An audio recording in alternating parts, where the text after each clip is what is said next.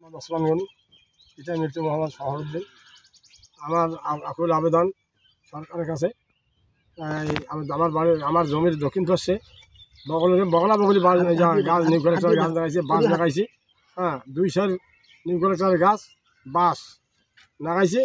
এখন আমার জমিটার আবার ধ্বংস করার জন্যে এই বুদ্ধি করিয়া রফিকুল এবং জমশের আলী, জমশের আলীর ছেলে রফিকুল আর জমশের আলী, এই দুইজনে এই ঘটনাটা ঘটাইছে। কারণ আমরা কী করি খাবো, আমার তো জমি তো নাই। এইটুক জমি দিয়ে এই পরিবেষ্ট হয়। আমার ঢাকা খাচ্ছে, যেদিনকে 2টা বেটা ঢাকা খাচ্ছে, যেদিনকে সহজ আসছে, একবারে ঢাকা পড়িয়েছে আর একবারে চলে আসছে। এই আমার আবেদন এইটা, আমি সুবিচার চাই আমার সরকারের কাছে।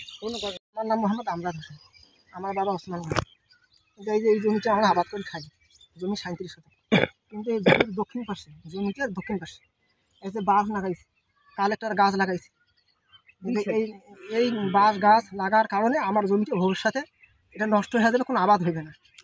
এইটা নিয়ে আমরা ইউনো স্যারের কাছে দরখাস্ত দিলাম, এটা যেন আমরা ইউনো স্যারের কাছে সঠিক বিচার চাই। কে গাছ লাগাইছে?